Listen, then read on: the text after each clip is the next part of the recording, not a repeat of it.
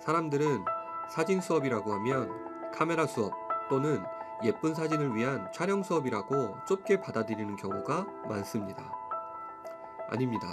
사진은 촬영이 전부가 아닙니다. 이 수업의 목표는 우리가 미처 인식하지 못하는 사회적 코드나 관습 같은 시스템의 복합적인 영향력을 사진을 통해서 이해하고 영상 언어, 즉 사진으로 세상을 새롭게 보는 것입니다.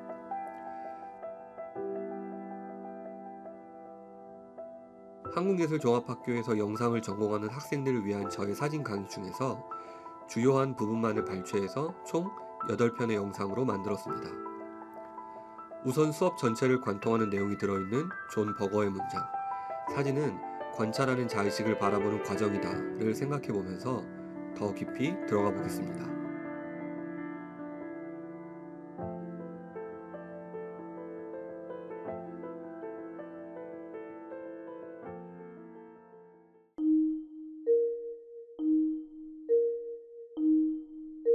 1900년대, 그러니까 초기 사진은 회화를 카피하는 수단 정도로 여겼습니다. 많은 사람들이 사진을 그림을 따라하는, 흉내내는, 약간 모사하는 정도로 많이 여겼죠. 픽토리얼리즘의 주요 표현 수단은 소프트한 초점, 확산된 빛 같은 것들입니다.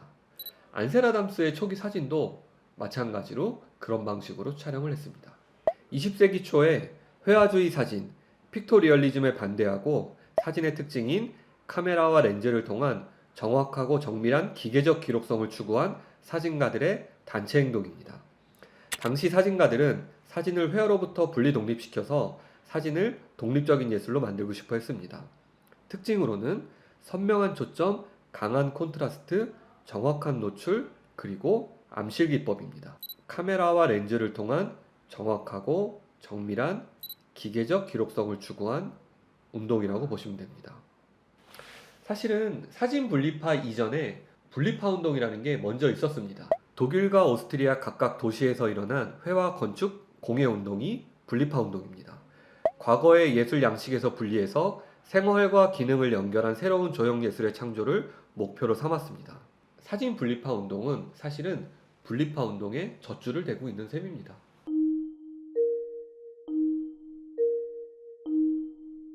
안셀 아담스는 F64의 일원이기도 했고 그 유명한 존 시스템을 만든 사람입니다. 1950년대, 1930, 40년대에 찍힌 흑백 사진이 퀄리티가 엄청납니다. 이 사진은 1941년에 찍힌 사진입니다. 우리가 지금 보면 이게 뭐 그냥 보통 사진이라고 생각하겠지만 여러분 이때는 1941년입니다. 1941년. 안셀 아담스 사진에서 중요한 건 구름이라고들 많이 얘기하는데요. 그러니까 풍경은 그대로 있지만 구름은 시간에 따라서 계속 변하잖아요. 그런 것처럼 구름을 통해서 회화와 사진 간의 차이, 시간성에 대한 기록, 고정된 것과 사라지는 것 사이의 긴장감을 표현하는 거죠.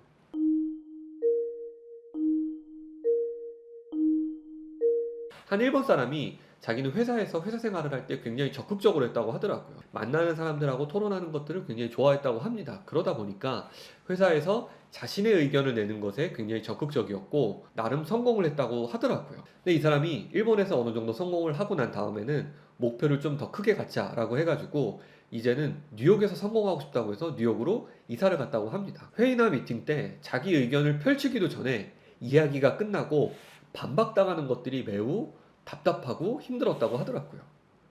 그러니까 토론에서는 내가 이것만큼은 내가 자신이 있었는데 이게 되지 않아서 너무 괴롭다 이런 그런 과정들이 좀 길어지면서 이 사람이 어떤 걸 하나 좀 깨닫기 시작하는데 그게 바로 이겁니다.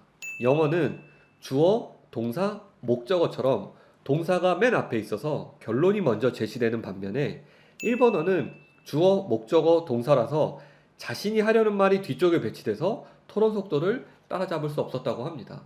영어를 썼던 사람들은 중요한 거를 문장 앞단에 다 배치시켜 놓고 뒤로 갈수록 부차적인 이야기가 들어오고 자기는 일본어식 영어를 썼기 때문에 중요한 것을 뒤에 배치해 놓고 앞에 부차적인 게 많으니까 의견 대 의견이 붙었을 경우에 자기의 의견은 언제나 커트당했다고 하더라고요.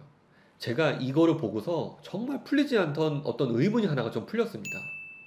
제가 2010 6년 정도부터 외국을 조금 많이 다니기 시작했는데요. 사진이 발전한 나라들의 사진들을 보면서 왜 뭐가 조금 다르지? 분명히 뭐가 다른 걸 느껴지는데 뭐가 다른지를 모르겠더라고요. 근데 그게 한 명 한 명의 작가의 특징을 이야기하는 게 아니라 제가 느꼈을 때 전반적인 분위기 혹은 전반적인 어떤 뭔가 사진적인 것들이 조금 차이를 조금 느꼈던 겁니다. 느낌으로 났는데 그게 명확하지 않았습니다. 그런데 이번 사례를 통해서 제가 한 가지 깨달은 게 있었습니다. 결론부터 말씀드리면 두동사용 사진이 있고 비동사용 사진이 있습니다. 이거 제가 만든 거라서 그냥 참고만 하시면 됩니다. 뭐 정설은 아니고요. 풍경 사진을 텍스트로 번역해 보면 풍경 괄호 열고 무엇 메인 피사체가 아름답게 있었다 또는 내가 아름다운 풍경 무엇 피사체를 보았다가 됩니다. 문장 구조로 따지면 주어, 동사, 형용사 또는 부사 여기서 형용사 부사의 시각화가 중요하게 여겨지게 됩니다.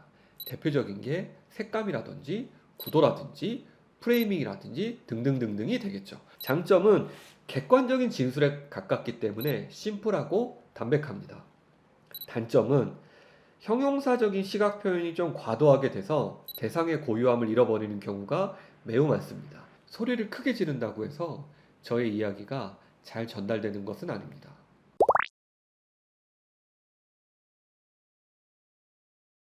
두동사용 사진은 일종의 의인화라고 볼 수 있습니다. 강한 바람에 휘청이는 나무를 보았다. 바람이 나무의 머리채를 움켜쥐며 싸우는 것 같았다. 두 문장을 듣는 것만으로 머릿속에 표현되는 그림이 조금 달라지죠. 이미지가 좀 달라지죠. 메인 피사체, 내가 보고 있는 피사체를 일종의 주인공처럼 설정해서 그 설정한 대상을 행동 묘사를 해주는 거죠. 주인공의 행동 묘사. 마치 사람이 무언가를 하는 것처럼. 설명과 묘사는 다른 겁니다. 진술과 표현은 다른 겁니다. 의인화, 그러니까 행동 묘사가 반드시 필요한 거죠. 비동사형 사진과 두동사형 사진을 이 두 개를 저울질하면서 두동사가 더 우월한 사진이야, 비동사가 더 뛰어난 사진이야 라고 이야기하는 것은 절대 아닙니다. 문장 구조의 차이가 결과물을 바꿔내고 결과물이 바꿔지면서 더 높은 수준이 존재한다는 것을 깨닫고 나서부터는 개인적으로 좀 성장할 수 있었던 경험이 좀 마련됐던 것 같습니다.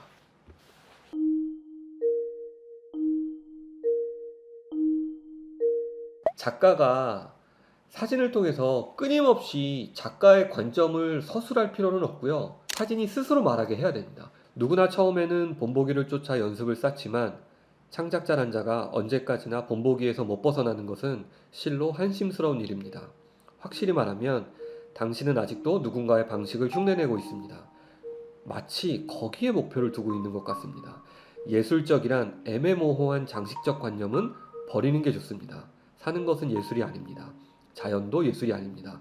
좀 더 그건하자면 소설도 예술이 아닙니다. 소설을 예술로 생각하려고 하는데 소설의 타락이 배태되어 있었다는 설을 들은 적이 있습니다. 저도 그 설을 지지합니다. 창작에서 가장 당연히 힘써야 하는 것은 정확을 기하는 일입니다. 그 외에는 아무것도 없습니다. 풍차가 악마로 보이거든 주저 말고 악마로 묘사해야 됩니다. 또 풍차가 역시 풍차 이외의 것으로 보이지 않을 때에는 그대로 풍차를 풍차로 묘사하는 것이 좋습니다. 사실은 풍차가 풍차로 보이지만 악마처럼 묘사하지 않으면 예술적이 아니라고 생각하고 뻔한 궁리를 이리저리 해서 낭만적인 사람을 자처하는 멍청한 작가도 있습니다. 그런 자는 평생 가도 무엇 하나 포착하지 못합니다. 무작정 글자체를 꾸미고 일부러 한자를 피하고 불필요한 풍경 묘사를 하기도 하고 쓸데없이 꽃 이름을 쓰거나 하는 일은 엄중히 삼가고 그저 진실하고 우직하게 인상의 정확을 기하는 일 한 가지만 노력하십시오. 당신에게는 당신 자신의 인상이라는 것이 없는 듯이 보입니다. 그래서는 언제까지나 무엇 하나 정확히 묘사할 수 없습니다. 오늘 마지막에 이 다자이 오사무의 어떤 글을 인용해 드렸기 때문에 이 글을 한번 읽어보시고 여러분이 그동안 봐왔던 것들, 여러분이 풍차로 보였는데 사실은 악마라고 봤다고 거짓말한 게 있다면, 혹은 풍차가 악마로 보였는데 악마로 묘사했다가 손가락질 당할 게 두려워서 풍차로 묘사했다면, 오늘부터는 인상의 정확을 기하는 일 하나에만 집중해 보시기를 바랍니다.